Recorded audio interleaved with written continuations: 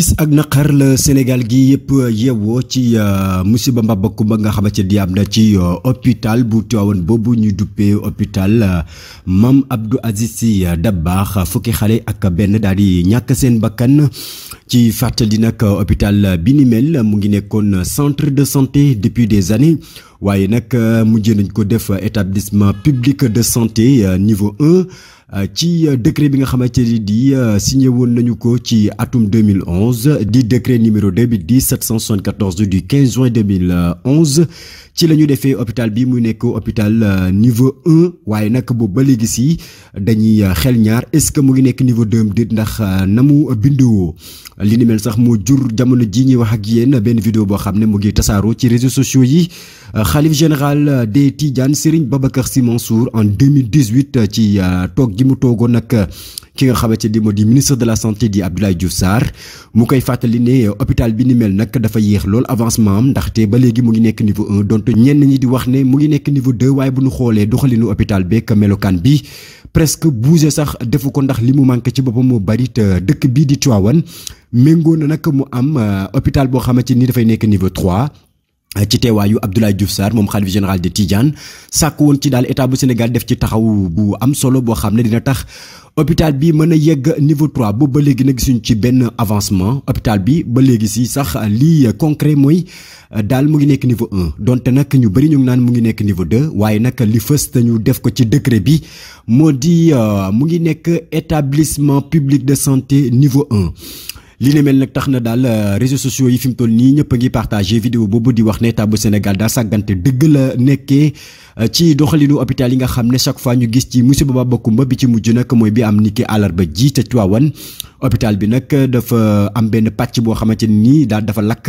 pàcc boobu nag ñu jagleeloon ko xale yi nga xamante ne di wéruñu dañoo indaale feebar wala sax ñu am laago goo xam ne dafa jar ñu téye leen foofu di leen faj ci benn salle boo xamante ni nii yaatu na lool nag waaye nag dafa mujjee fees deleki ne ñoom xale yooyu noonu ñu bëri sax ñu ngi jortu ne ñoom ñëpp mujjee ñàkk seen bakkan donte ba léegi si amaguñu bilan officiel bi xamuñu ñaata xale ñoo fa nekkoon xamuñu ñaata ñoo dëdd àdduna jamono ji donte démb ci guddi bilan provisoire bi mu ngi nekkoon 11 bébés.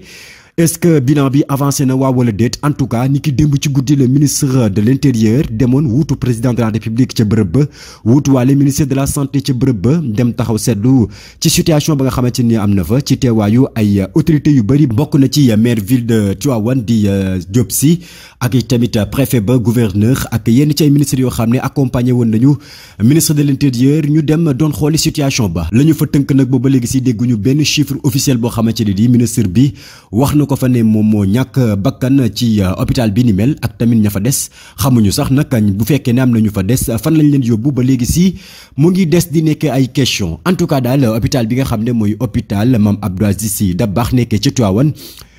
hôpital bi lakk bi mu lakk daal tax na lu tollook fukki bébék benn li officiel moom la ñu jàpp gum xamaguñu nag ndax yokku naam déet instant bi ñuy wax ak yéen hôpital bi chaque année dafay recevoir ay nit yoo xamante ne di dañuy jóge ko fu nekk ci àdduna bi ndax gàmmu geek ziar yi fay am moo tax ba ñu bëri doon sàkku ne ñu yëkkati hôpital bi ba mu yegg niveau 3 bokk na ci ki ko doon sàkku di mooy xalif général des Tidianes Serigne Babacar Sy Mansour ville bu toll ne Tivaouane nag war a am hôpital bu mucc ayib toll ci niveau 3 loolu lay xalif général bi di sàkku boobu ba léegi nag gisuñ ci benn jéego boo xamante ne nii daal état bu Sénégal def na ko moo tax nag population bi ñëpp di sàkku ci ministre de la santé mu démissionné ci na mu gën a gaawee ndaxte li ni mel du nekkul lu njëkk ci hôpital yi bu ñuy fàttaliku avril 2021 amoon na juróom benn bébé yoo xamante ni tamit noonu la ñu ñàkkee seen bakkan ci hôpital bu Linguère bi li ni mel sax juróon coow lu rëy ba sax enquête ñu mujj ko ci ubbi li ni mel nag moo dalaat Tivaouane ndaxte seen hôpital bi am na ci fukki ndaw loo xamante ne nii ay xale yu tuuti lañu ay bébé ñàkk seen bakkan ci biir hôpital bi ñu bëri di njort sax ne est-ce que amoon na surveillance maanaam mag moo xamante ne nii mu ngi nekkoon ci biir salle boobu nga xam ne moo mujjee lakk ndax bu fa nekkoon lu mu dee naam ñu rawale waaye ba léegi waxuñu benn yoon ne nombre bébé yi la ñu rawale c'est-à-dire li ñuy njort moo di est-ce que sax bébé ya fa nekkoon ñoom ñëpp ñàkkuñ seen bakkan. hôpital bi nag jamono ji ñu wax ak yéen dafa nekkee ci axe boo xamante ni nii li war a tax sax ñu gën ko dooleel mooy fi mu nekkee moo doy waar ndaxte mu ngi nekkee ci axe Saint-Louis ak Thiès nga xam ne tali yooyu li muy am accident dafa bari lool waaye tamit ville sainte bii di Tivaouane tam li muy recevoir ci ay nit ci at bi yàlla sàkk rawatina ci période gàmmu ziar ak yeneen activités yi fay am dafay bari lool ba tax na mu war a nekk hôpital boo xam ne war na mën a yéeg ba niveau 3 ñu jàppale leen tamit ci ay matériel ak yeneen yi mbir yoo xam ne dana jàppale ña fay nekk di liggéey. hôpital bi nag jamono ji ñuy wax ak yéen lal yooyu yëpp mu ngi fonctionner am na tamit 13 services médicaux ñu mën ci lim rek yenn yoo xamante ne nii am na ca biir hôpital ba bokk na ci service d'accueil d'urgence benn service de médecine ak ay unités yoo xamante ne nii dañuy taxaw wàllu neurologie ak maladies infectieuses yi naka noonu tam am na service pédiatrie am tamit service maternité mooy fi xale yi nekk ak tamit service dermatologie service bucco-dentaire service chirurgie générale service d'urologie service d'orthopédie service cardiologie benn bloc opératoire benn service ophtalmologie benn service orge service d'imagerie médicale maanaam fi ñuy defee rajo yi ak écho yi benn laboratoire benn pharmacie ak benn service administratif ak financier ëmb bureau des entrées morgue ak division ressources humaines yi ba ci finance ak maintenance hygiène sécurité am na tamit benn service contrôle de gestion benn service social ak tamit benn service de soins infirmiers ak benn agence comptable xew-xew bi nga xamante ne ni nag actuellement am na ca Tivaouane tax na daal fi mu toll nii ñëpp di ci coow président de la république nag moom dafa décréter ñetti fanu deuil national boo xamante ne nii dañ koy compter à partir de jeudi tey ji jàpp vendredi ba samedi di ñetti fan yoo xamante ne nii deuil national lay doon waaye tamit ci jamono boobu famille Tivaouane ñoom di décréter ajuma joo xamante ne nii ni ki suba journée de prière lay doon ñu ñaanal famille ñi nga xamante ne nii ñoom ñoo ñàkk seen bakkan ci lakk gu nga xamante ni am na ca biir hôpital ba ni ki démb nag ci guddi gi lu muy guddi teewaayu ministre de l'intérieur tax na ki nga xamante ni moo di maire ville de Tivaouane teew fa ak gouverneur préfet ak tamit famille Cheikh El Hadji Malick yi ñoom ñëpp tamit daal di teew ca bërëb ba représentant xalif général de Tidiane teewoon fa waa kër Cheikh El Hadji Malick ñu bëri bàyyi woon seen yitte ñëw ca biir hôpital ba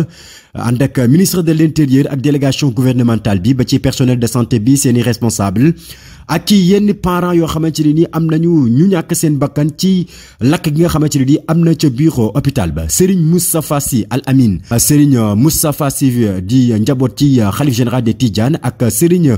Pape Abdou Sy di njaboot ci Serigne Maodo Sy Dabakh Serigne Pape Abdou Sy di njaboot ci Serigne Mbaye Sy Abdou ak tamit Serigne Bachir Sy di njaboot ci Serigne Mansour Sy Dabakh ba ci Serigne Moulay Abdou Aziz Sy Diop Makhtar ak soxna Oumou Khayri Sy di njaboot ci Serigne Mansour Sy borom daara ji ñoom ñëpp teewoon nañu ni ki démb ci guddi ci biir hôpital ba ngir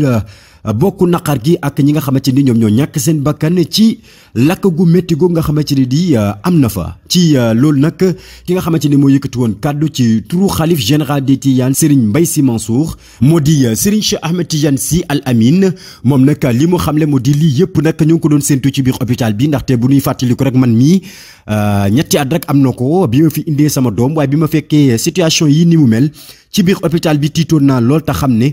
hôpital bi daal ñàkk na taxawu rawatina ci gouvernement bi nga xam ne ci ñoom la ñuy séntu ñu taxawu ko moom nag Serigne Cheikh Ahmed Tidiane Sy bu Serigne Abdou Aziz Sy Al Amin li mu xam ne tamit bokk na ci ne taxawaayu gouvernement bi des na lool ci biir hôpital bi ndaxte évolution hôpital bi dafa des lool te bu ñuy xool hôpital bi waroon na mën a dépasser ci jamono bii fi mu toll nii moom Serigne Cheikh di xamle ne ci jamono boo nga xamante ne nii Tivaouane mu ngi accueillir at mu yàlla sàkk ay milliers de disciples ñuy ñëw di def ci seen i jaar dañuy gis ne hôpital bi daal dafay gën a dellu gannaaw fukki at ak juróom yoo xamante ne di hôpital bi fi mu toll nii mu ngi exister ci biir dëkk boobu di Tivaouane ay dëkk yoo xamante ni ñoo ngi ci biir département bi ba ci sax biir Thiès ak Linguère ki Louga day am ay nit yu jógee ko foofu di ñëw di faju ci biir hôpital bi ni mel tax na daal ñu doon sàkku ñu daal di ñëw taxawu hôpital bi ndaxte nag jar na ko moom nag sëriñ bi li mu xamle moo di régime président Abdoulaye Wade ñoom ñoo taxawu hôpital bi li ci jot a amagum waaye nag régime bi nga xam ne moo fi nekk jamono ji di nguuruk Macky Sall gi daal seen taxawaay ci hôpital bi des na lool ba tax na daal ñu ngi sàkku sàkku ñu gën ci dugal seen loxo ndax li fi jot a amagum nag kas néew. Serigne Abdou Aziz Al Amin mi fi nekkoon xalif général des Tidianes moo ko fi def ànd ak ki nga xam ne moo di Serigne Mbaye Sy Mansour di xalif général des Tidianes li fi jot a amagum kas néew ci ay dons ak i matériel ñoom ñoo ko fi def ci atum 2021 nag ci le ministre de l'économie ñëwoon ne nag hôpital bi mu ngi nekk niveau 2 ba sax nag dinañ indi ay matériel yoo xam ne dina ko jëmbal waaye boobu ba léegi gisuñu dara France daal di xëddeem hôpital bi mu ngi des di nekk niveau 1 boobu ba léegi si ci ville bi nga xam ne moo di Tivaouane actuellement nag di wax ak yéen ñoom autorités yi nga xam ne ñoo nekk ca Tivaouane maire ba futu la ñu def ci li nga xamante ni moo xew ca biir hôpital ba rawatina ci gouvernement bu Sénégal gi ak seen tekk-tekkaaral gi nga xam ne jamono ji ñuy wax ak yéen ministre de la santé nekku fi mu nga ca Suisse ci benn sommet boo xam ne da ko waroon a assister président de la République sax dafa sàkku ci moom Abdoulaye Diouf Sarr mu ñibbisi ca na mu gën a gaawee ndax làkk gi nga xamante ni am na ca biir Tivaouane moom Abdoulaye Diouf Sarr ñu koy séentu suba ci àjjuma ji ca Tivaouane hôpital boo xamante ni lii nag lu mu néew mu ngi ëmb lu tolloog 514 000 habitants ak sax ñeneen ñoo xam ne dañu jóge ko ci yeneen i ville ki région di ñëw ca biir hôpital ba war na tax nag ñu gën koo taxawu Antoine Diome di ministre de l'intérieur li mu xam le ni kii démb moo di dinañu amal benn enquête boo xam ne dañ ko ubbi ci décès fukki xale ak benn yi nga xam ne dañoo lakk ba jeex tàkk ca biir hôpitalu Tivaouane bii ñuy duppee Mame Abdou Aziz Sy Dabakh enquête bi demee nag dana fësal lan moo tax département ci biir hôpital boobu daal di tàkk waaye tamit sàggante gi fan la jóge ko lépp dinañ ci dellusiwaat ci jamono boobu ëttu politique gi ñu gis ay déclaration yoo xamante ni ñu ngi jóge ko ci yenn ci ay coalition ki parti politique bu fekkee ne président de la république moom décrété na ñetti fanu deuil national ci biir dëkk bi commencé ko ci alxamisuk tey ji di 26 mai 2022 jàpp samedi jamono boobu nag waa Benno Bokk Yaakaar ñoom ñoo ngi encouragé président de la république ci politique sanitaire bi nga xamante ni moo ngi koy def di masawu tamit famille ñi nga xam ne ñoom ñoo ñàkk seen bakkan ca biir hôpital ba waa Benno Bokk Yaakaar di naqarlu daal lakk gi nga xamante ne nii am na ca biir hôpital Mame Abdou Aziz Sy Dabakh ca biir Tivaouane waaye Yewwi Askan bi ñoom dañoo mujjee daal di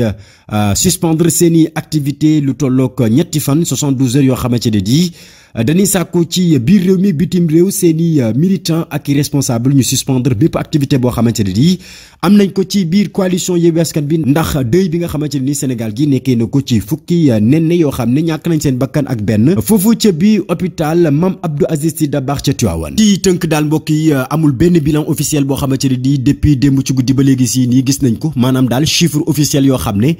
évolué na ci chiffres yi ñu joxe woon ci bu njëkk ne fukki xale ak benn ñoo ñàkk seen bakkan boobu ba léegi nag xamuñu ndax dafa yokkam déet ba léegi tamit xamuñu ñaata xale ñoo nekkoon ca biir salle boobu ñaata la ñu rawale fan lañ leen rawalee ak tamit prise en charge bi fi mu toll loolu ministre de l'intérieur àdduwu ci naka noonu tamit ministre de la santé ñoo ngi koy xaarani ci àjjuma ji pour mu ñëw indi ci ay leeral waaye fi mu toll nii kenn xamul nombre officiel bi nga xamante ne nii ñooy xale yi ñàkk seen bakkan ca biir hôpital ba waaye tamit prise en charge bi ak tamit fan la ñu jëmee ko enquête bi ba léegi ñoo ngi koy xaare ni xam ba xam fii ak suba dana am lu ci gën a leer bu fekkee ne ministre de la santé Abdoulaye Diouf Sarr teg na tànkam ca biir hôpital ba en tout cas enquête 221 dina topp situation bii xew ca biir hôpital Mame Abdou Aziz Sy Dabakh ca Tivaouane lu ci gën a yaatu te gën ci yees dinañ ci dellusiwaat ci kanam tuuti incha allah.